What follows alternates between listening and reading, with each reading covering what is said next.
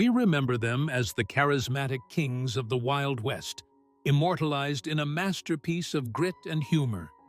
But behind the iconic smiles of the 1969 cast lies a trail of untold stories and heartbreaking reality. As we look back at the legendary stars of Butch Cassidy and the Sundance Kid, we ask, who remains to tell the tale, witness the emotional evolution of Hollywood's most beloved rebels in this unforgettable tribute? Born on August 18, 1936, in Santa Monica, California, Robert Redford was a rising talent in television and stage before landing the part that would define his career.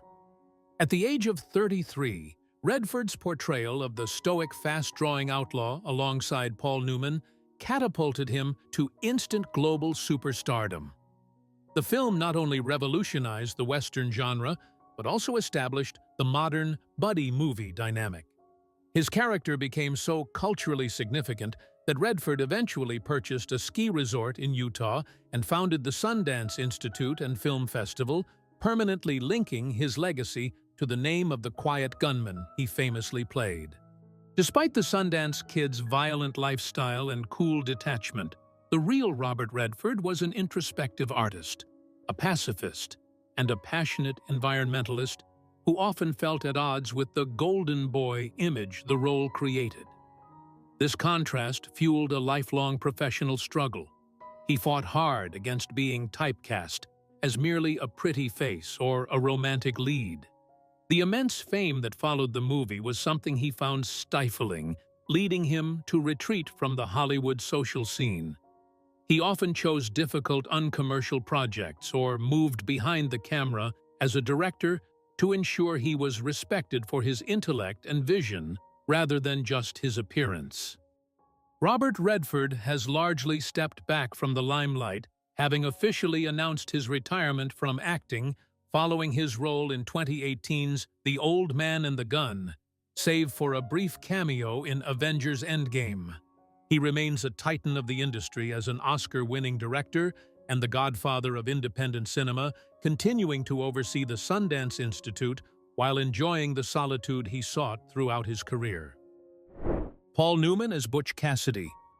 Born on January 26, 1925 in Shocker Heights, Ohio, the legendary screen icon redefined the Western genre with this role.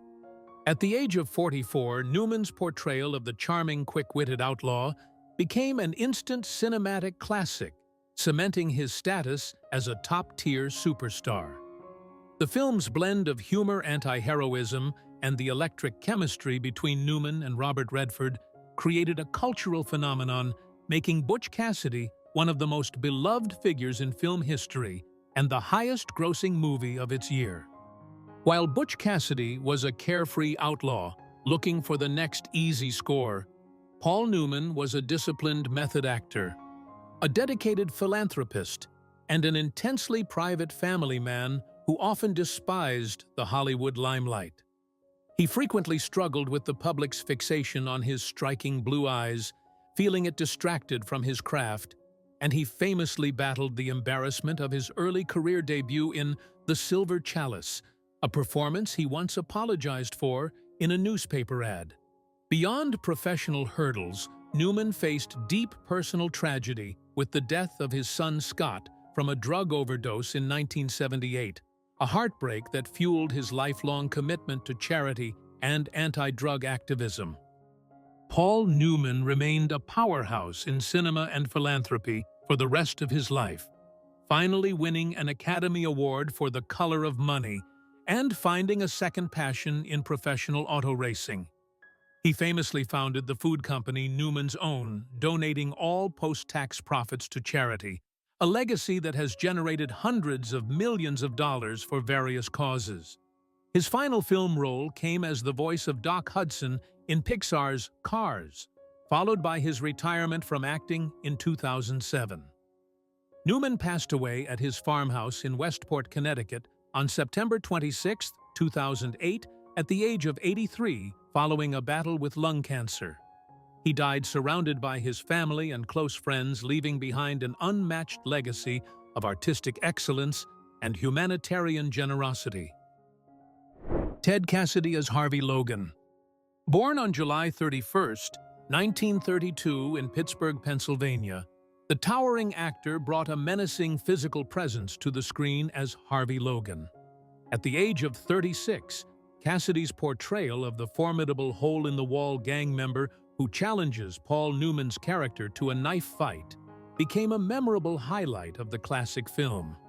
Although his screen time was relatively brief, his 6'9" frame and deep voice provided a genuine sense of danger and lethality, cementing his reputation in Hollywood as the ultimate heavy and contributing to the film's enduring legacy as one of the greatest westerns ever made.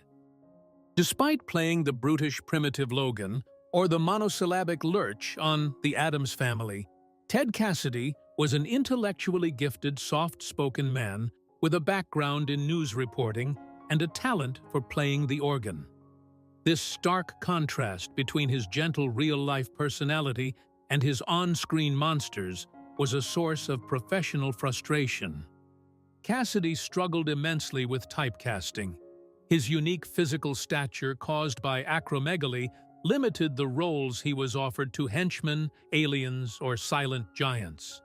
He frequently expressed a desire to play more complex, dramatic characters, but the industry rarely looked past his imposing height, making it difficult for him to showcase his full acting range after his most famous shows ended. Ted Cassidy remained active in the industry through the 1970s, finding a niche in voice acting where he famously provided the narration and vocal effects for the Incredible Hulk television series. However, the physical condition that gave him his career also contributed to his early demise. He passed away on January 16, 1979, at the age of 46, from complications following open-heart surgery to remove a non-malignant tumor. His death was a shock to his colleagues, and in accordance with his final wishes, he was cremated, and his ashes were scattered in the backyard of his Woodland Hills home, leaving behind a legacy of iconic characters that far outsized his short life. Katharine Ross as Etta Place. Born on January 29, 1940 in Hollywood, California, the actress was already gaining traction in the industry following her Oscar-nominated performance in The Graduate. At the age of 29, Ross solidified her stardom by portraying Etta Place, the schoolteacher turned outlaw companion in the legendary Western. Her performance was a critical success, earning her a BAFTA Award for Best Actress and making her a defining face of the new Hollywood era. The role provided a calm, romantic center to the film, and her participation in the iconic bicycle sequence set to "Raindrops Keep Fallin' on My Head" remains one of cinema's most enduring images. While Etta Place was often depicted as a composed observer of the outlaw's antics, Katharine Ross possessed a fierce independence and a refusal to compromise that put her at odds with the studio system. This trait led to significant professional hardship immediately following her success. She was famously dropped by Universal Studios and banned from the lot for turning down a role in the disaster film Airport, a part she felt was diminutive compared to her previous work.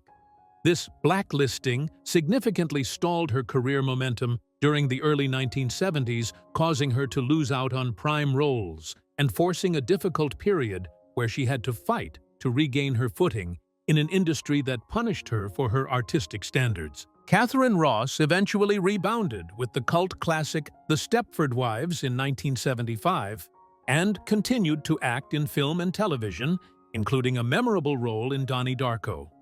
Her personal life became a rare Hollywood success story through her enduring marriage to actor Sam Elliott, whom she starred alongside in The Legacy.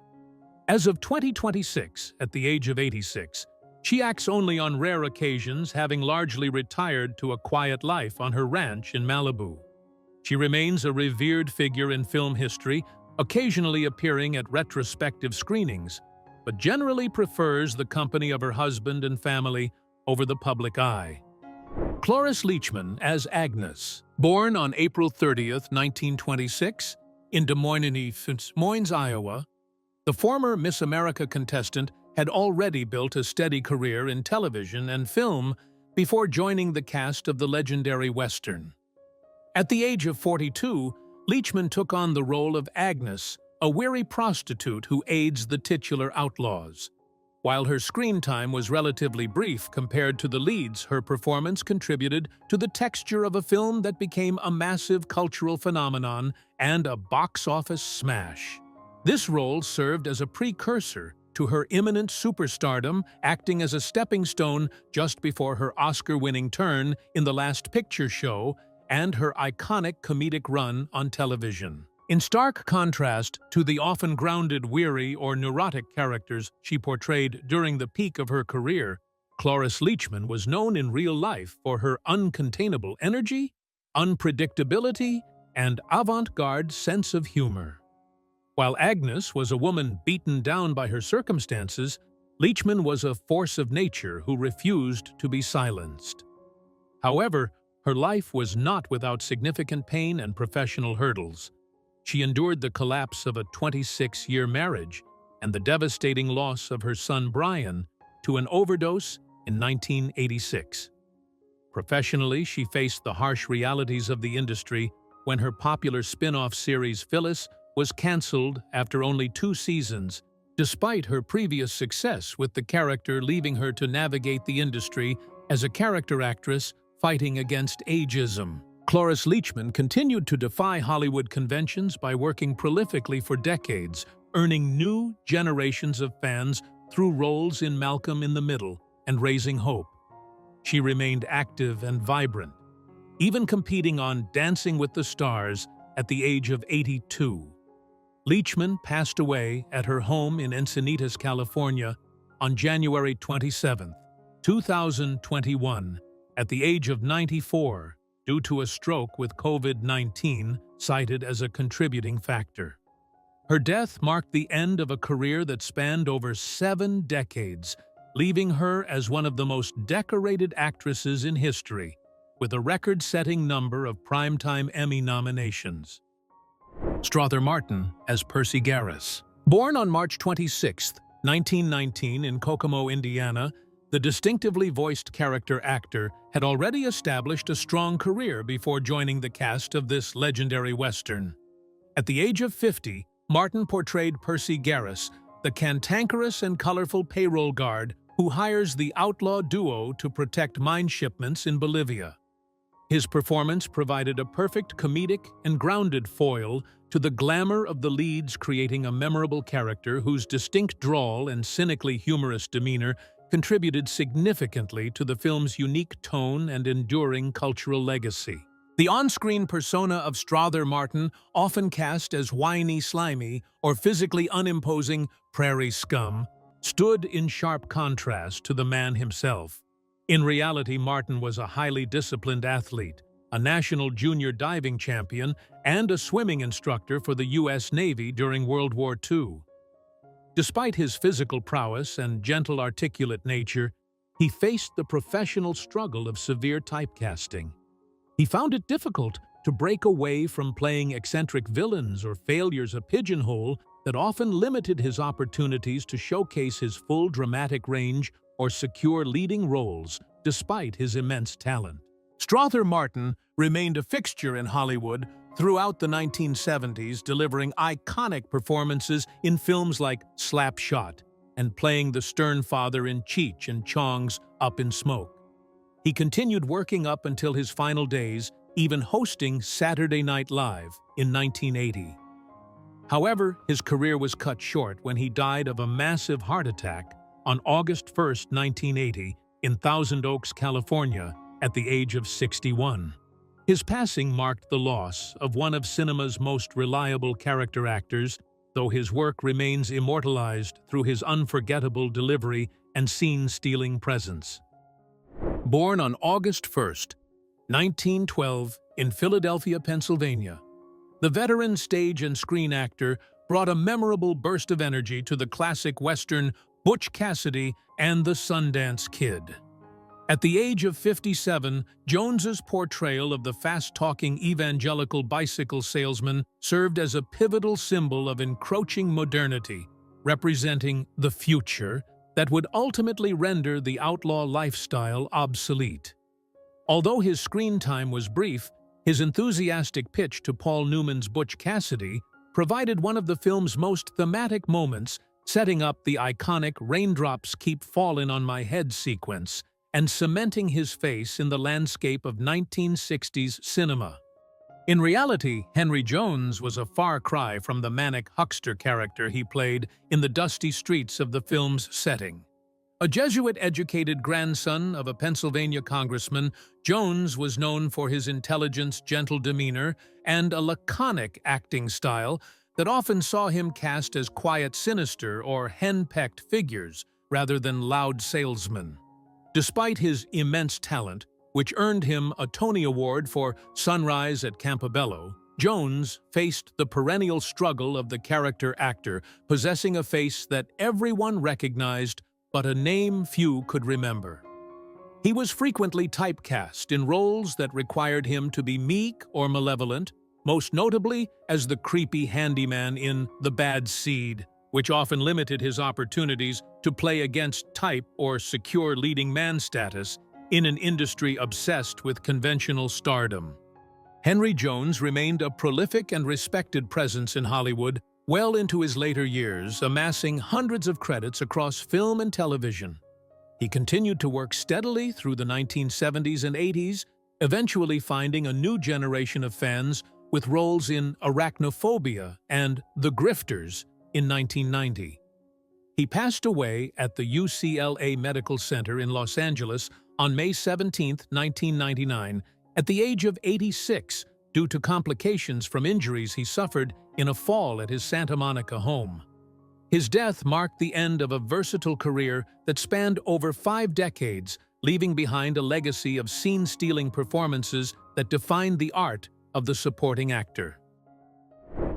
Born on December 14, 1932, the Chicago native first gained significant screen attention in Butch Cassidy and the Sundance Kid as the dedicated railroad employee. At the age of 36, Furth's portrayal of Woodcock, the fiercely loyal Union Pacific clerk who refuses to open the safe despite being blown up twice, became a comedic highlight of the legendary film. His specific brand of stubborn, officious loyalty provided the perfect foil to the outlaws, making a relatively small role memorable and establishing a niche for him in Hollywood as a distinct character actor. While audiences knew him as the bespectacled, nervous, or nebbish sidekick on screen, George Furth possessed a complex, creative mind that far exceeded the limitations of his acting typecast. He frequently battled the industry's tendency to box him into roles of weak or neurotic men, a stark contrast to his status as a powerhouse playwright and librettist in the theater world. His professional journey was marred by the heartbreak of Merrily We Roll Along in 1981, a musical he wrote with Stephen Sondheim. The production was a critical and commercial disaster that closed after only 16 performances. This public failure caused a rift in his collaborative partnership and was a source of profound personal and professional pain, overshadowing his acting work for a time.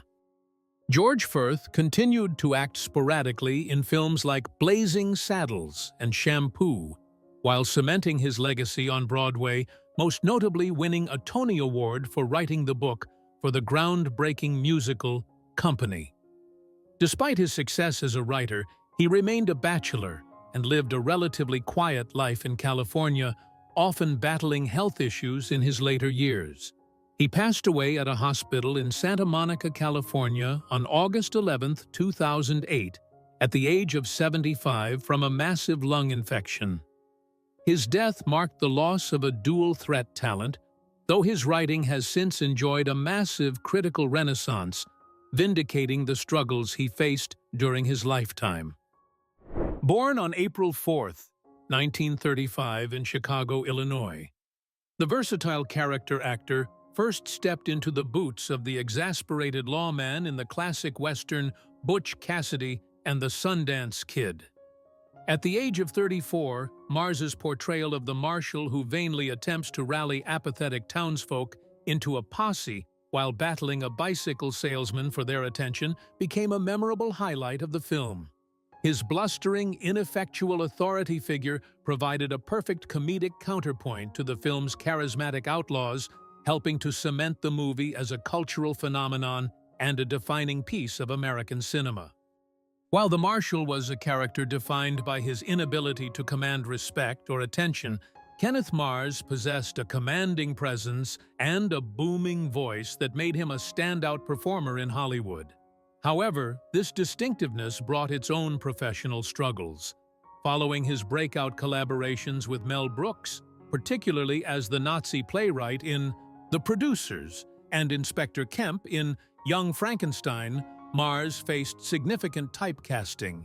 He was frequently pigeonholed into roles requiring over-the-top accents or playing the eccentric, funny foreigner, which often limited the range of dramatic roles offered to him despite his extensive training and capability as a serious actor. Kenneth Mars continued to cultivate a prolific career well into his later years, finding a new generation of fans through his voice work, most notably as King Triton in Disney's The Little Mermaid, and as the well-meaning ranch owner Otto on the sitcom Malcolm in the Middle. He remained active in the industry until illness forced him to step away from the microphone and camera. Mars passed away at his home in Granada Hills, California, on February 12, 2011, at the age of 75, due to pancreatic cancer. His death marked the end of a unique career, leaving behind a legacy of iconic voices and characters that continue to resonate with audiences. Born on March 18, 1916, in Fort Worth, Texas, the distinct character actress brought a memorable comedic presence to the classic Western Butch Cassidy and the Sundance Kid. At the age of 53, Gilbert's portrayal of the large woman on the Union Pacific Flyer provided a formidable and hilarious foil to Paul Newman and Robert Redford. Her ability to stand her ground against the outlaws during the train robbery scene became a standout moment in the film, contributing to the movie's unique blend of tension and humor that cemented its status as a cultural phenomenon. Despite playing characters who were often loud, domineering, or obnoxious, Jodie Gilbert was a steady professional who navigated the rigid typecasting of classic Hollywood. Her career was defined by her physical appearance and distinct voice, which often boxed her into roles as busybodies, matrons, and imposing authority figures, frequently leaving her uncredited or listed simply by a physical descriptor rather than a name. This typecasting was a constant professional hurdle, limiting her opportunities to display a broader dramatic range and confining her to comic relief or antagonist roles throughout her tenure in the industry. Jodie Gilbert continued to work steadily in television throughout the 1970s, securing roles on popular series such as The Partridge Family, Adam 12, and Starsky and Hutch.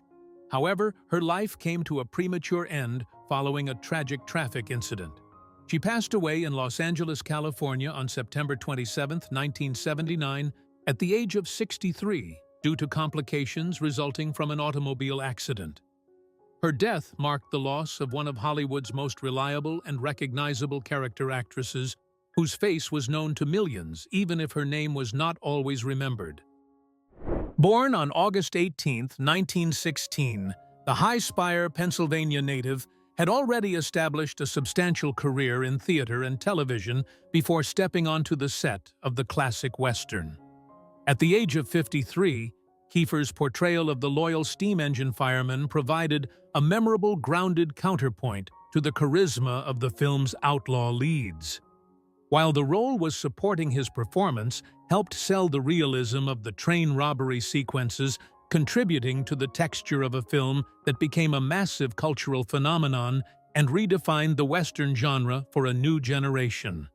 Despite frequently playing nervous, uptight, or bewildered authority figures, Don Keefer was a deeply serious artist and a founding member of the prestigious Actors Studio, alongside Marlon Brando and David Wayne. This intensity often contrasted with the roles he was offered. He was a quintessential character actor who struggled against the industry's tendency to typecast him as the meek intellectual or the hapless victim.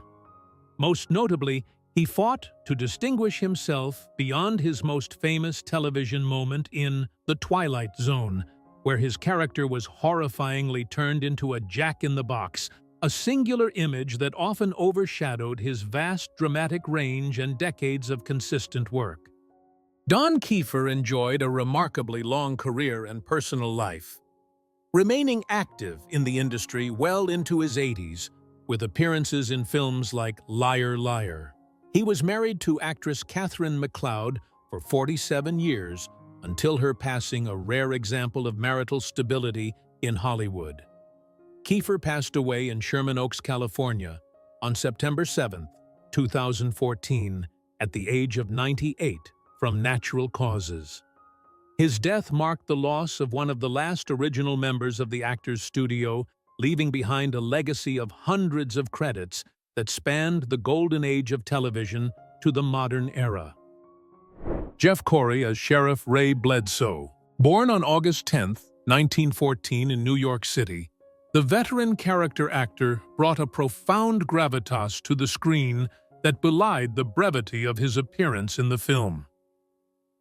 At the age of 55, Corey's portrayal of Sheriff Ray Bledsoe provided the thematic anchor for Butch Cassidy and the Sundance Kid, delivering the chilling and prophetic warning to the protagonists that their era was ending. It's over! Don't you get that?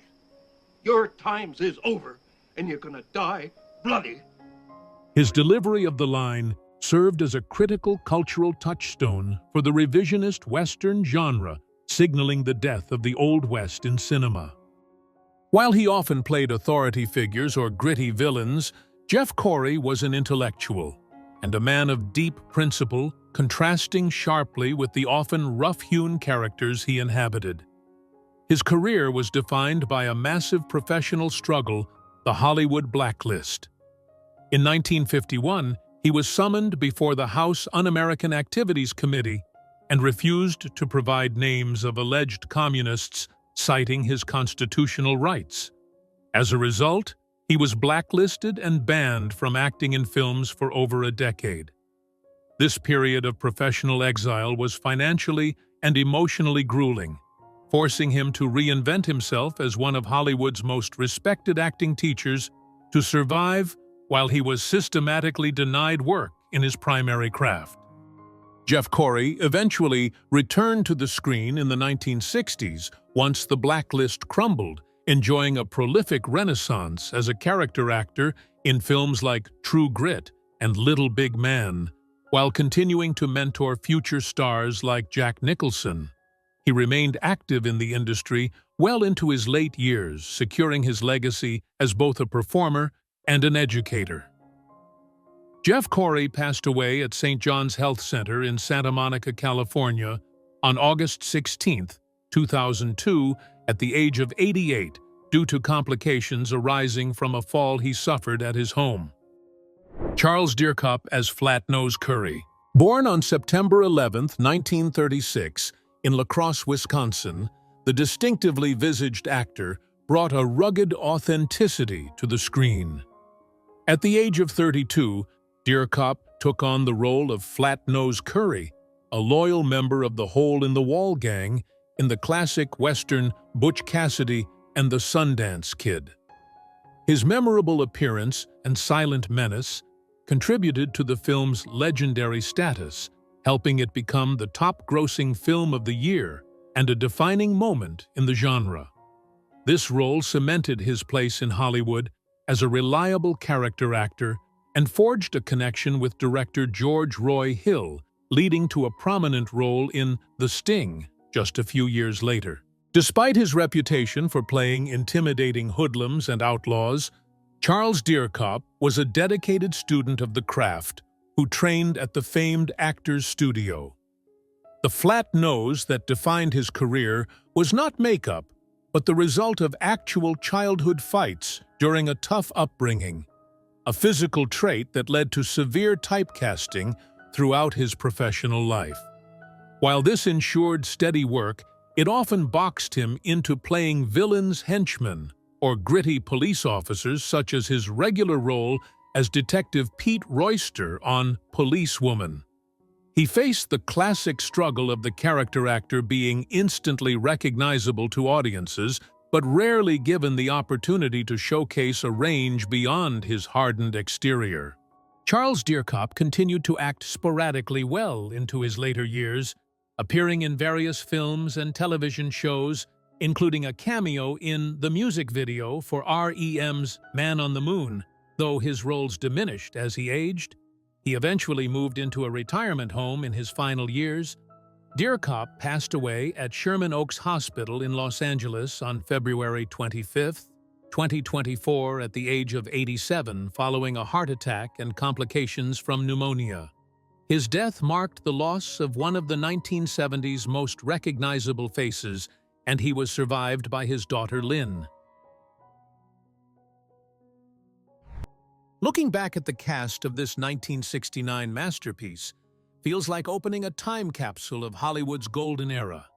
These actors didn't just play roles. They defined a generation of storytelling. Though years have passed, their performances continue to burn as brightly as a Bolivian sunrise. Who was your favorite character in this outlaw tale? Let us know your thoughts in the comments, and don't forget to subscribe so you never miss a tribute to the icons of the silver screen.